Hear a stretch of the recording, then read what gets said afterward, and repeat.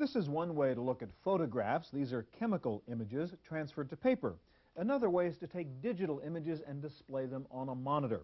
Now, using that system, I can scan through the pictures just like I would in my photo album. Once I get to a picture I like, I can stop it, take a full-frame view of that picture. When that comes up, I can actually manipulate this image in a variety of ways. Also, if I'm interested in cropping the photo, I can bring up a picture frame and move that frame around on the screen and decide exactly what part of the picture I want in my final frame. I can also take the output of that system and, using software like this on my PC or Macintosh, do some sophisticated photo enhancement work.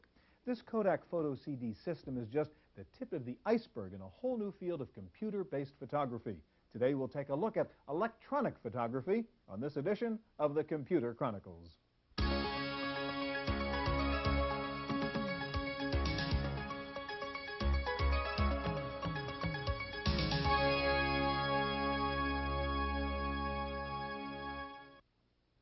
Computer Chronicles is brought to you in part by Intel, microprocessor technology for the software of today and tomorrow. Intel, the computer inside. Additional funding is provided by the Software Publishers Association, providers of educational materials to help manage software. Don't copy that floppy. Welcome to the Computer Chronicles. I'm Stuart Chaffee, and with me today is Tim Baharin, President of Creative Strategies. Tim, I'm going to take your picture with this camera for a minute, if I may. Okay, what I just did is use this DaVinci digital camera. It's different from some of the early digital cameras. There's no little floppy disks in here. It records the image in RAM and has its built-in printer, so in fact you get the picture coming right out of the camera. And since the image is in digital memory here, I can print out 20 copies of this thing if I want. Really interesting. Lots of power functions in here too, in which I can do zooms and manipulate the images inside the device. While this is printing out, it takes about 60 seconds. Let me ask you, this area of digital photography, is this threatening to old-fashioned chemical photography in the same way camcorders essentially put home movies out of business? Well, there's no question that digital photography is one of the hot issues in photo imaging right now, and you're going to see this become more important over the next couple of years. I'm not sure that the chemical guys and the guys that do the actual printouts right now have to worry about much in the short term, but eventually it is very clear that when you're going to be able to do these instant images, and especially the ability to print them out either through this type of a printer in the camera or in a different device, it's going to be a much more important product. The other thing that makes this exciting is that I can actually send that digital image to Grandma in Paducah, Kentucky, and that's where I think it has its greatest potential. Okay, and here's the picture you would send to your grandma. It took 60 seconds. It's out there. Not a bad likeness of you, Tim. That's right. Okay, and we'll print another one for your grandma. Okay. All right, today we'll look at several approaches to electronic photography with products for the amateur and the professional. Now, what we've seen so far, this DaVinci digital camera, the Kodak Photo CD system, are really consumer products, but professional photographers are also using digital photography now, and perhaps the most complete collection of high-end digital photography equipment can be found at the Center for Electronic Art in San Francisco. Alexis Girard is Director of Digital Photography for the Center for Electronic Art, but much of his work is done here at his private research lab in Burlingame, California. What I'm doing in my lab is really prototyping, in a sense, the future of photography, which is, what I do for my clients, for my readers, for the people who attend my workshops. I'm pushing the envelope of how photography is going to get done. Images are digitized by using photo CDs through the use of a digital camera, such as this Kodak DCS-200, or by scanning in 35mm film. Then the computer becomes the focal point in the process. Girard says the advantages of electronic photography are increasing, and not only for professionals. The people who like to do the highly manipulated stuff will find it easier to do so with a computer, and they're flocking to the computer in droves. But ultimately, the people who want to do straight photography will also find that it benefits them. Information on shutter speed and ISO setting is displayed along with the image. The digital camera captured this photo at 1.4 million pixels, compared to 10 million pixels for 35mm film.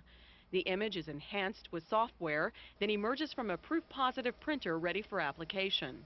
If you look at it from a photographer, you know f-stops and ISO numbers, and now all of a sudden people are throwing megahertz and DPI and all of that stuff at you. And how do you make sense of all of this is what I think is really important for everybody, for users to benefit from the transition, and for manufacturers to be able to really sell their products to users. For the Computer Chronicles, I'm Jonelle Patterson. Too dark, use flash. I don't really want to take your picture, by the way, Herb. I just wanted to use this camera, this Minolta camera here, If you want to do photo enhancing on your computer, you have to get the picture into your computer first. Here to show us two ways of doing that are Michael Solomon of Light Source Computer Images and also with us Serge Timoshev of Logitech. Let's begin with the PhotoMan Plus, which is the new version of PhotoMan, and show us how you use this, Serge. Well, why don't you take a photograph? Sure. Can I take your picture, Michael? Sure. Okay, so I'll get you in the viewfinder there. Got it? Okay, what do we do now? Okay, we put the camera back into... Okay, but before you get into that, now, what's different about this new Plus version from the old PhotoMan? Well, we've enhanced the ergonomics, we've enhanced the hardware, and we've enhanced the software. So there are a number of capabilities. For example, the download time is much quicker for an individual photograph. And the flash is enhanced. You can get additional lenses. There's a number of capabilities that we've changed so with the you've camera. moved the pictures into the PC now. Right, so this is sort of a little contact sheet of images, and we see the thumbnails of the pictures in the camera, and we can just double-click on the image we want. So number 4 is the one I just took. Right, that you just took. Down here at the bottom, it shows us our battery time. We have some other capabilities, so if we want to flush the images that are on the camera away, it can hold up to 32. So this image is now in PhotoTouch. And there it is. And we can do a couple of things. We can crop it. We can increase the sharpness. So we can fix my soft focus problem there. Right, and we can zoom in all the way down to the pixel level. So if there was a little shiny spot, we could touch it up with a little bit of digital makeup, or we could do whatever we need to enhance the image to make it the way we want to have it. And then we could actually just very simply copy it, go into another application, let's say a Mi Pro, a word processor, and we could paste it right here. And there it is, desktop published right on the fly. What kind of applications are people, in fact, using PhotoMan for? Well, aside from the standard desktop publishing application, certain specific industries are really interested in PhotoMan, such as insurance, for example, where people go out in the field and do work. Documenting accidents. Right. A real estate person, for example, could take pictures of a new house, go back to the office, desktop publish it into a little flyer for someone, or send it over a modem to another real estate office. Security.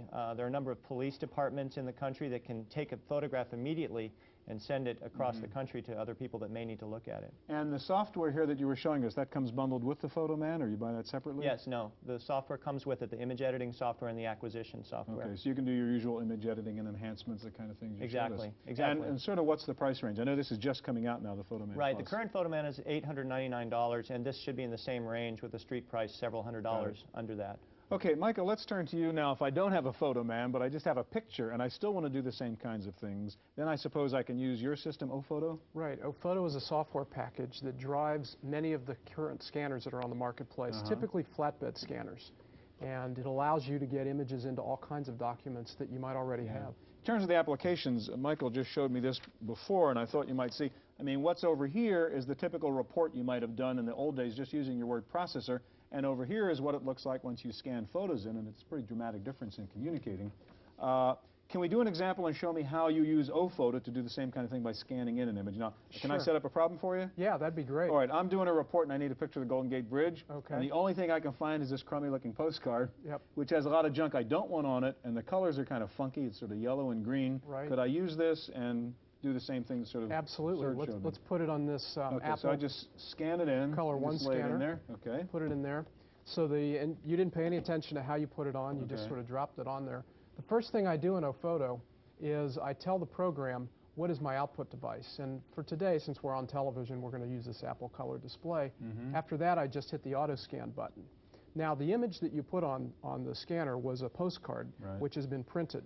Typically, when you scan printed images, you'll find that you get what's called a moire pattern, which are these funny wavy little lines. You see these all the time. One of the strengths of Ophoto, one of the powerful things it does is it automatically eliminates the moire pattern during the scanning process. Doesn't have to know what kind of image it was at all. So here we're scanning it right now, So and there it is. We're now doing... And I put it in kind of slanty there. Yeah, it's a little crooked, but we now are doing a low-resolution pre-scan of the platen, trying to find the image.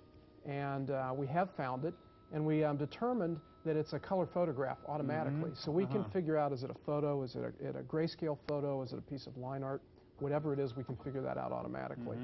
Once we do that and we found where the image is, we come back and we do a high resolution scan, which is what you're about to see begin right now. We see it coming up right now. And it's about to start scanning at high resolution, and you'll see the image. So it's literally scanning it a second time. It scans it first to figure out what it is it's looking at. Exactly. And then does the real scan once it's set its parameters? Right. And what it's done is it's figured out exactly what the DPI should be based on the output device and the bit depth, all of these complicated things. I mean, you haven't touched a button here this whole time. It's been operating all by itself. All right, what can we do? Now we have it scanned in. It's scanned in, except it's a little crooked, and the program is actually straightening itself right now.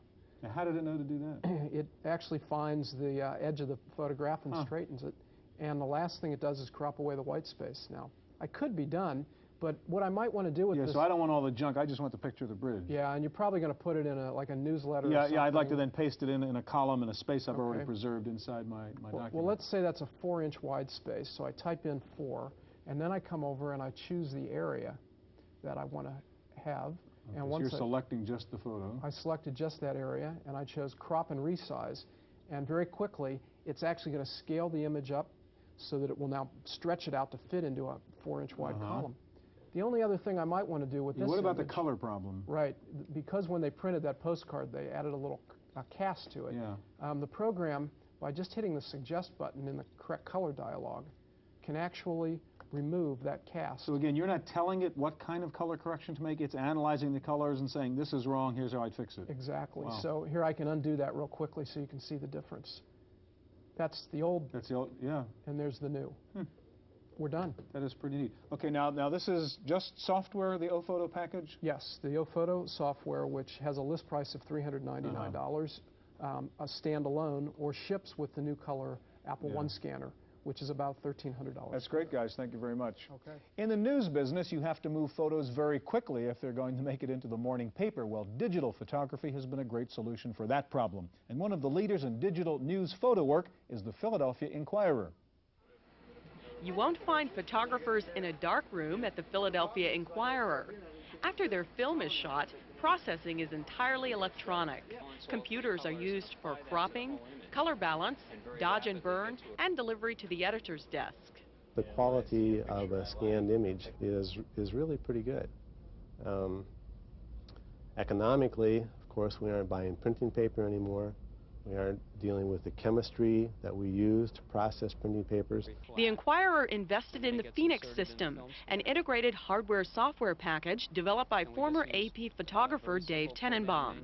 Desktop units are networked, and 2 portable units with high-speed modems allow same-day delivery of color photos from locations such as a Phillies game 1,000 miles away.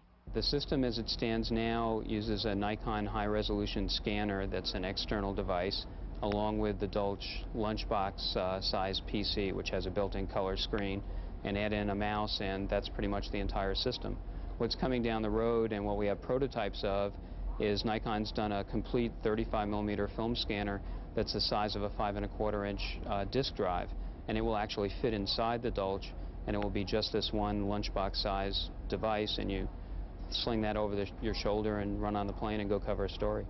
The Phoenix software does not include graphic cloning tools because in the newspaper business, credibility is the bottom line. In the graphics world, it may be cute and interesting to put a third eye on somebody's forehead. In this world, it is unspeakable. It's the last thing you can afford to do. So what we do is design and implement a feature set that is very analogous to what people can do in a conventional darkroom and supports the things that people are used to doing, and absolutely does not allow things that would degrade the credibility of the image. For the Computer Chronicles, I'm Jonelle Patterson.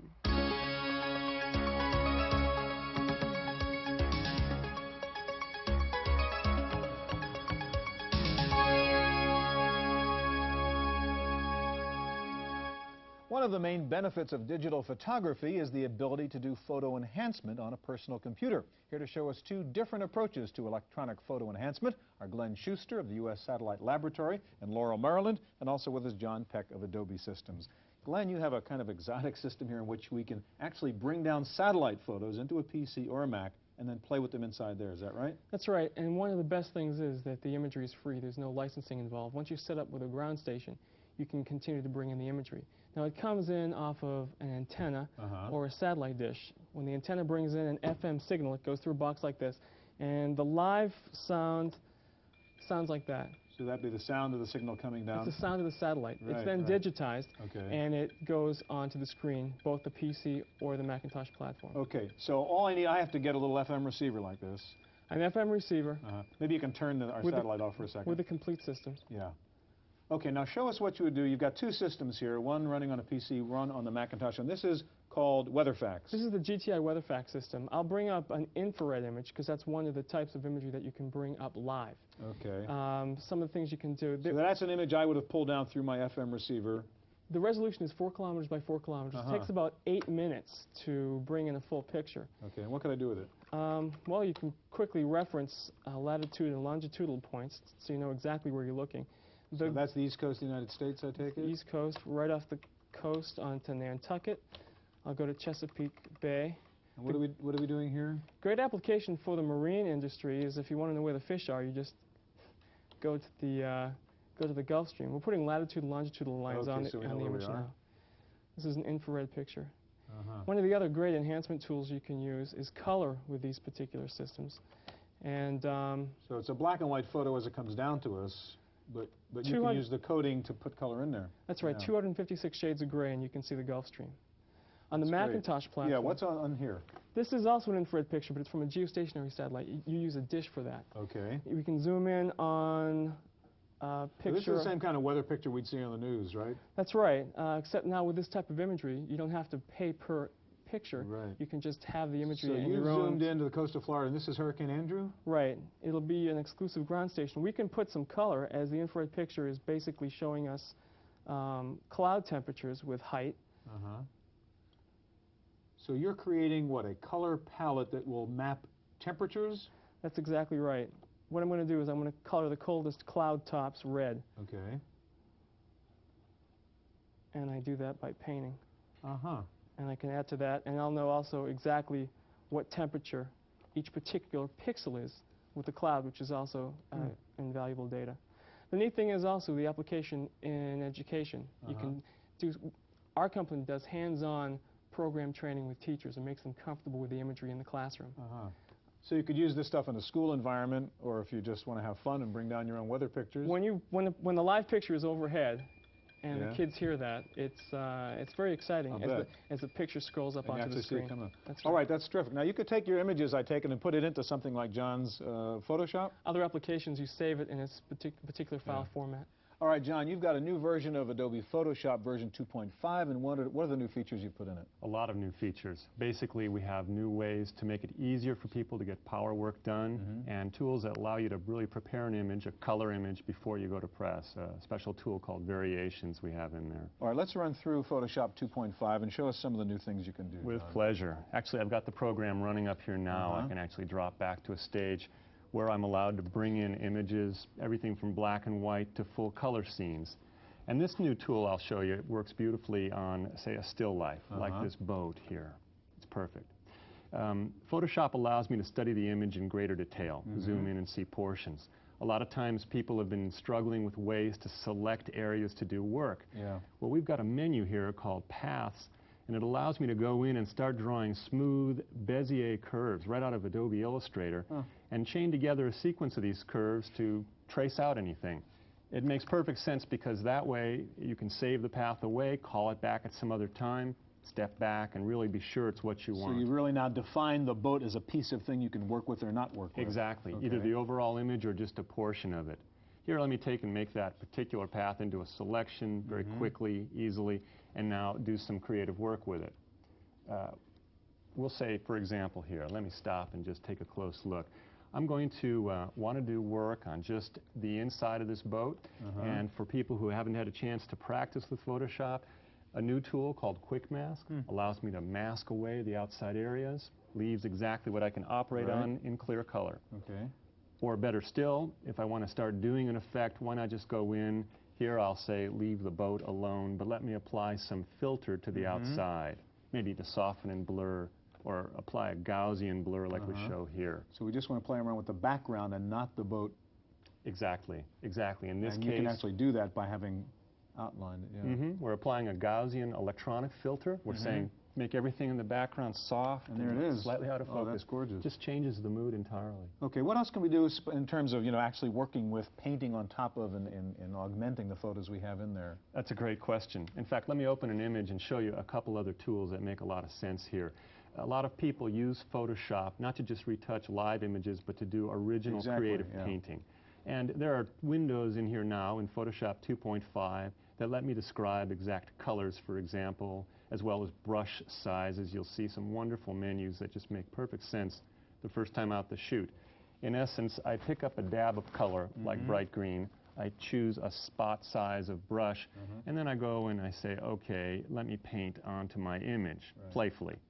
I can either fool around like this or do something very useful by just saying, let me draw a tracing of the actual image, maybe save that away as a path. And here I'm going to show you something really remarkable. If I call up a path, and I'll push some of these menus out of the way so we can watch along with me as I do the operation, I'm going to be able to go in and ask the computer to do some work. I'll say, stroke that path electronically for me.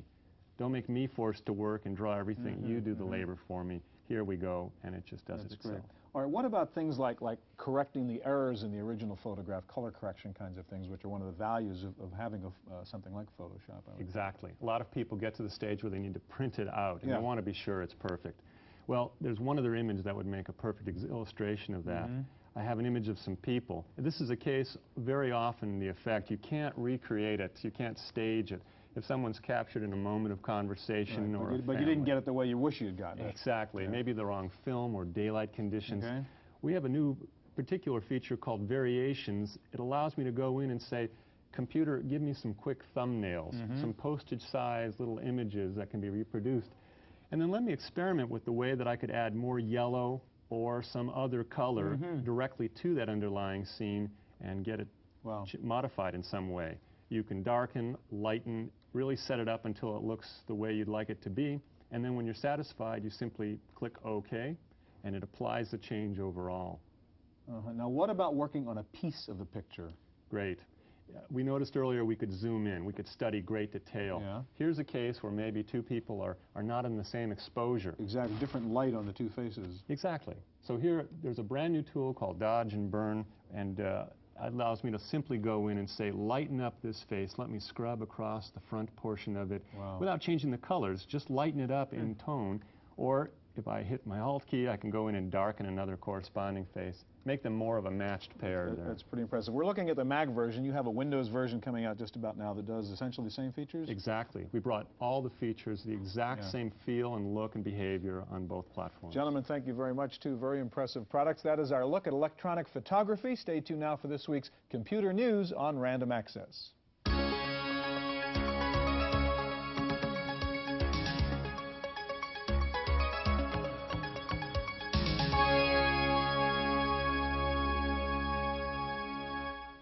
In the Random Access file this week, the highlight of this week's Macworld Expo in Boston was the long-awaited official introduction of Apple's personal digital assistant called Newton. The handheld communications and computing device launches Apple into a critical new product line. We'll have a detailed report on the just-announced Newton in next week's program. Microsoft says Windows NT is on its way. Manufacturing has begun 30 days ahead of schedule. The new advanced operating system will ship in late August. Several hardware manufacturers have announced they will be bundling NT and the NT Advanced Server on their high-end machines. Next up, this week's software review with Paul Schindler of Windows Magazine, provided courtesy of CMP Publications. Today, we'll look at a Macintosh package that helps you organize your thoughts and generate new ideas. It's called Inspiration.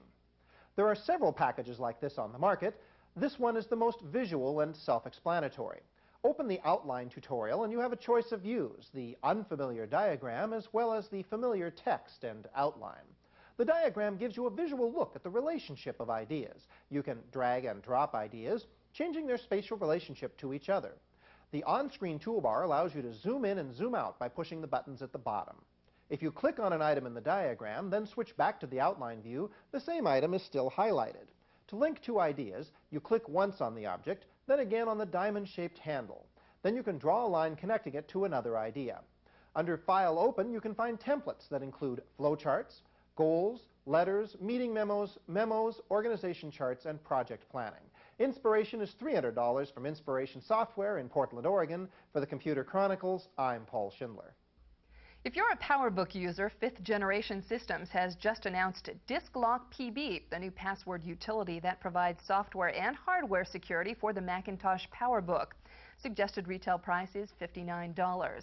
If you're thinking about the new HP OmniBook Super Portable, Pac-Rim has just announced a tiny portable floppy drive that works with the OmniBook. The P35 weighs just 1 pound and can be connected without rebooting the computer. That's it for this week's Computer Chronicles. I'm Janelle Stelson.